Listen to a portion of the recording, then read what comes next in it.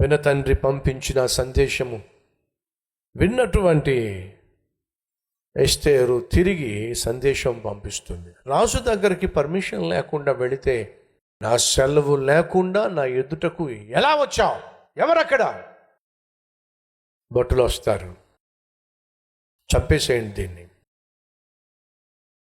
బహుమూర్ఖుడు, అంతకుముందు అలాగే చేశాడు. తన భార్య ఎస్తేరును ఇతడు చేసుకోక మునుపు తన భార్య చాలా అందగత్తె.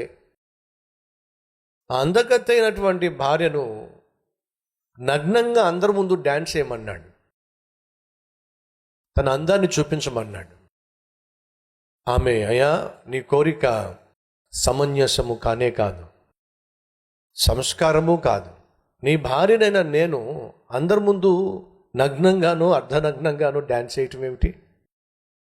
అది నీకు తగదు, నాకు తగదు అని చెప్పి ఖచ్చితంగా నో చెప్పేసింది. ఫలితం ఏమిటి? తన పోస్టు పోగొట్టుకుంది, తన పొజిషను పోగొట్టుకుంది. ఆ తర్వాత ఎస్తేరు రాణి అయింది. మూర్ఖుడు ఈ రాజు, బహుమూర్ఖుడు.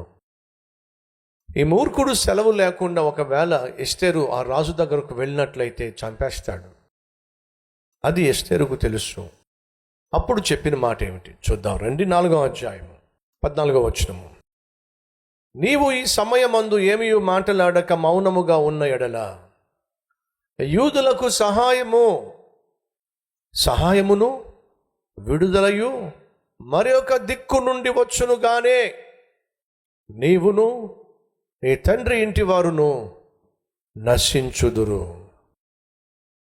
నీవు ఈ సమయమును బట్టియే రాజ్యమునకు వచ్చితివేమో ఆలోచించుకొనుమని చెప్పుమనెను. కబురు పెట్టాడమ్మా, రాణిగా ఈరోజు నువ్వు ఆ పోస్టు కలిగి ఉన్నావు చూశావు, బహుశా దేవుడు ఈ కారణమున బట్టియే నిన్ను రాణి చేశాడేమో.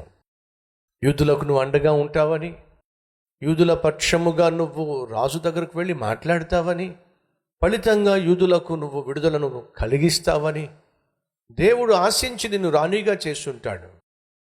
ఈరోజు నువ్వు కలిగి ఉన్న పోస్ట్ వెనక, పొజిషన్ వెనక దేవుని యొక్క ఆలోచన ప్రణాళిక ఉంది. ఒకవేళ ఆయన ఆలోచన ప్రణాళికను పక్కన పెట్టి నీ ప్రాణాన్ని కాపాడుకోవాలని ప్రయత్నం చేస్తే నీకు, నీ ఇంటి వారికి నష్టం.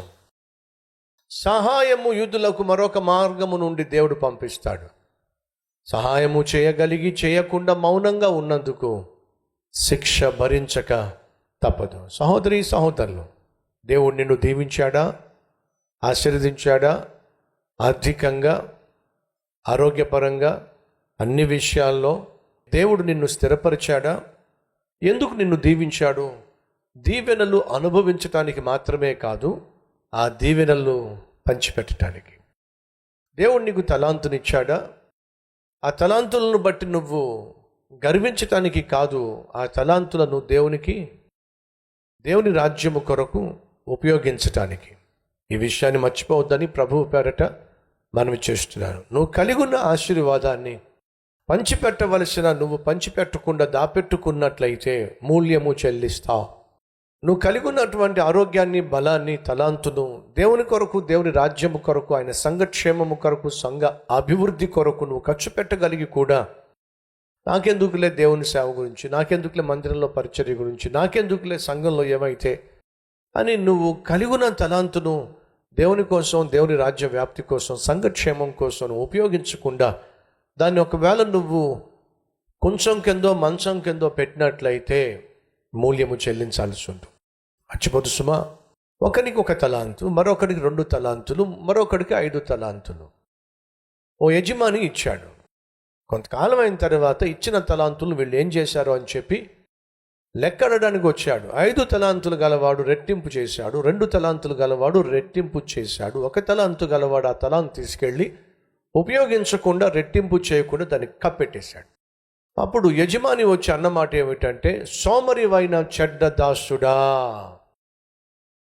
దేవుడిచ్చినటువంటి తలాంతును ఉపయోగించకుండా, దేవుడిచ్చినటువంటి టాలెంట్ని వాడకుండా, రెట్టింపు చేయకుండా, అభివృద్ధి పరచకుండా ఎవడైతే దాన్ని దాపెట్టేస్తాడో అతడు ఖచ్చితంగా దేవుని ఎదుట లెక్క అప్పగించాల్సి ఉంటుంది. సోమరివైన చెడ్డదాసుడా, నేను నీకు ఇచ్చిన తలాంతును తీసుకుని వెళ్ళి నువ్వు షావుకారికి ఇవ్వవలసింది, కనీసం వడ్డీకైనా దాన్ని పెట్టాల్సింది. నేను వచ్చి కనీసం వడ్డీనన్నా తీసుకునేవాడిని. వీడి చేతిలో వీడి కాళ్ళు కట్టి అగ్నిగుండంలో వీడిని పడేయండి అంటే అర్థం ఏంటి? నరకంలో త్రోసేయండి. సహోదరి, సహోదరుడా, దేవుడు నీకు ఆరోగ్యాన్ని ఇచ్చాడా? ఆర్థిక బలాన్ని ఇచ్చాడా? అద్భుతమైన తలాంతునిచ్చాడా? ప్రభు కోసం వెచ్చించు, ప్రభు కోసం ఉపయోగించు. సంఘక్షేమం కోసం, సువార్త ప్రచురము కోసం, సంఘ అభివృద్ధి కోసం ఉపయోగించు నీ తలాంతుని, ఉపయోగించు నీ ఆశీర్వాదాన్ని.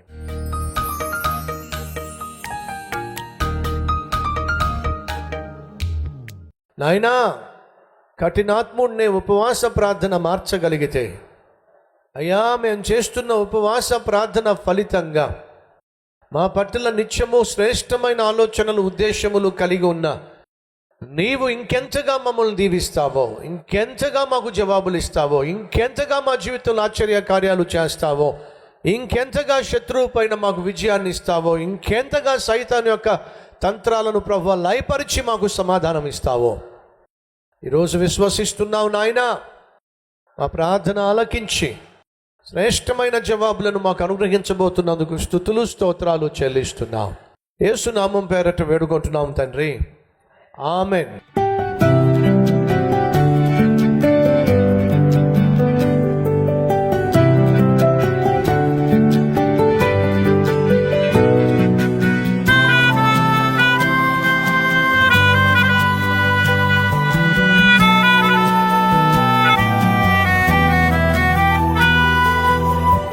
మళ్ళా రేపు ఒక అద్భుతమైన సందేశంతో మీ ముందుకు రాబోతున్నాను. ఈ సందేశం మీకు దీవెనకరంగా ఉంటే 10 మందికి షేర్ చేయండి, లైక్ చేయండి. అంతేకాదు ఓ మంచి కామెంట్ పెట్టండి.